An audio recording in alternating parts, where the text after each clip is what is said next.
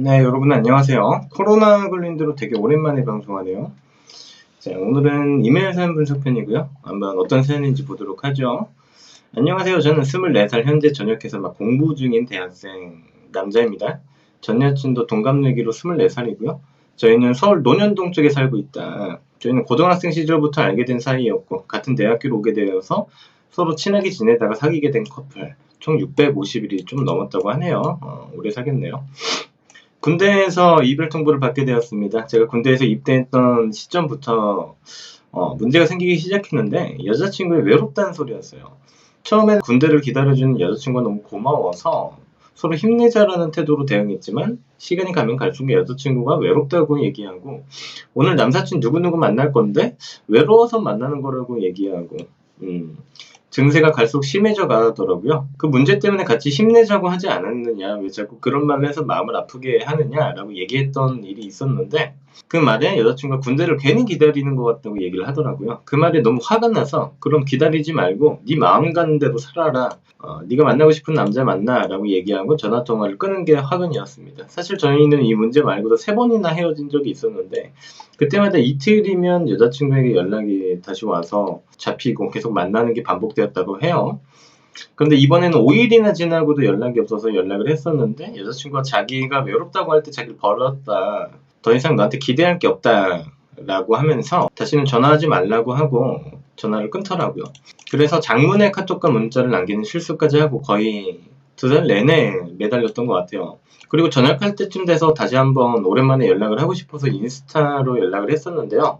여자친구가 하는 말이 우린 더 이상 연인 관계는 지속할 수 없고 친구 사이로 지내자라고 해서 슬프지만 알겠다라고 얘기하고 연락하면서 지냈습니다. 그러다가 저녁 후에 여자친구에게 꽃다발과 편지를 주고 고백한 적이 있는데 여자친구는 자기 마음을 모르겠다고 거절했고 꽃다발은 제가 가져가 달라고 해서 가져간 적이 있었어요. 그런데 그 꽃다발을 자기 인스타 게시물에 올려서 자랑하고 카카오톡에도 프로필 배경에다가 해놓고 그러더라고요. 그렇게 헷갈리게 행동을 하길래 보름 뒤에 다시 고백을 했었는데 연인 사이는 아닌 것 같다고 화를 내면서 집에 가버리더라고요. 지금도 연락하는 사이인 건 맞아요. 이상하게 제가 술을 먹을 때나 밤늦게 돌아다니면 인스타 스토리에 업로드를 하면 그 모습을 보자마자 연락이 와서 언제 들어가냐 일찍 들어가라 라는 말을 하곤 하는데 사귀는 것도 싫다고 그래요. 저를 싫어하는 건가요? 어떻게 해야 되는 건가요? 이 여자친구의 심리 상태가 궁금합니다. 라고 하셨는데요. 첫 번째로 여러분 이렇게 구걸하듯이 쫓아다니면 몇백 년을 이런 식으로 쫓아다녀도 실패할 거예요. 이게 첫 번째로는 작업 방법 자체가 너무 엉망진창이에요. 두 번째는 이 여자가 우리 내담자님을 왜 사귀어야 되는지에 대해서 이해관계라는 게 없어요. 이 이해관계만 성립시킬 수 있으면 죄는 그냥 됩니다. 이거. 그러니까 우리 내담자님이라는 회사가 있다면 이 여자가 이 회사에 입사를 해가지고 뭘 하면 승진할 수 있는지, 뭘 어떻게 하면 이 경쟁력 있는 회사에 들어갈 수 있는지에 대한 자격이라는 게 있어야 되는데 그냥 막 들어오래 자기 회사에. 사장님이 명함 뿌리면서 막 발목 잡으면서 제발 들어와 달래. 그러니까 이 회사가 도대체 뭔 회사야? 다단계예요? 뭐예요? 그러다 보니까 이 회사의 신뢰성과 가치에 대해서 의문을 품게 되는 거죠. 이해가 되셨나요? 이 이해관계를 성립시키고 싶으시다면 이렇게 안 되는 거 계속 들이받지 마시고요.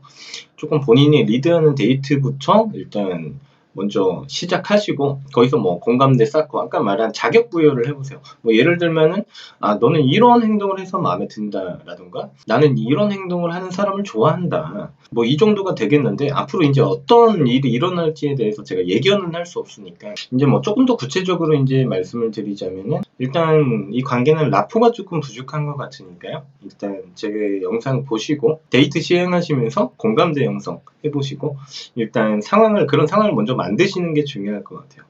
이제 구체적인 상황에 대해서 상담이 더 필요하시다면 그 상황을 이제 만들고 나서 그 상황을 알고 나서 제가 말씀드려야 되니까요.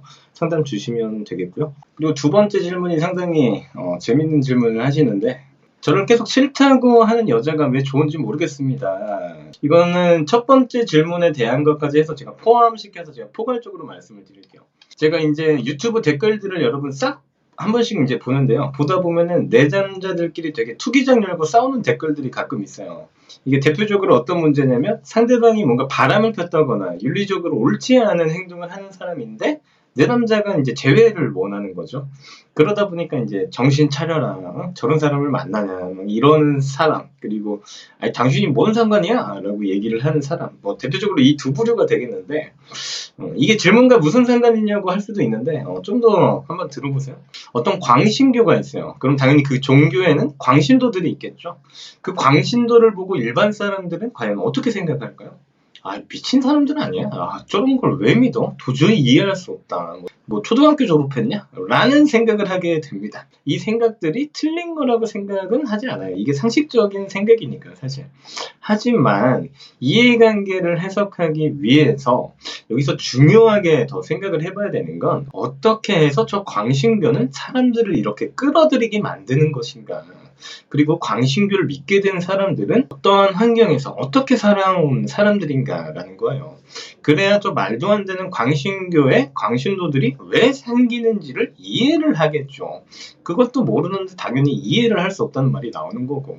그러니까 결국엔 이건 통찰력의 문제예요. 한마디로 내가 이 어떤 사건을 보고 이거 이해를 할 수가 없어 라는 건 그냥 말 그대로 쉽게 본인이 통찰력이 부족한 겁니다. 그래서 이게 마치 어떤 거랑 같냐면, 상대방이 바람을 피고 윤리적으로 어긋나는 행동을 하는데도 재회를 바라는 내담자들도 마찬가지라는 거죠. 바람 피는 사람과 재회하고 싶은가? 아니, 저도 그냥 보면 이해 안 돼요. 그걸 어떻게 이해해? 여러분은 이해할 수 있어요? 당연히 이해할 수가 없어요. 그런 사람을 누가 좋아합니까? 하지만 여기서 중요한 거는, 저 바람핀 사람이 도대체 어떤 매력을, 이 사람에게 어떤 매력을 가지고 있길래 이 사람이 바람까지 폈는데 재회를 원하느냐가 포인트예요.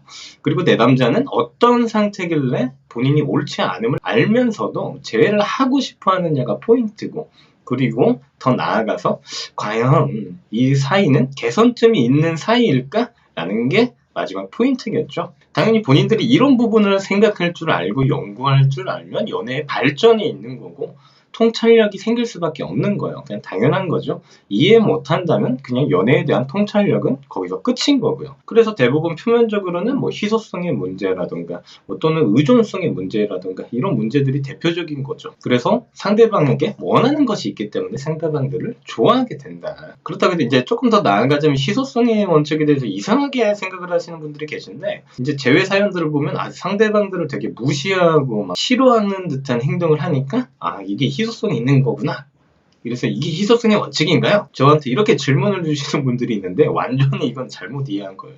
그러니까 이렇게 단편적인 것만 보면은 이상하게 해석을 하게 돼요. 아니, 세상에 사람을 싫어하고 증오하는데 그게 매력이 있어지겠어요? 제가 라이브 방송을 하는데 밑도 끝도 없이 제 욕하고 제 비판하면은 꼭 그냥 벤이에요. 제가 그 사람한테 왜 희소성의 원칙을 느껴야 돼요?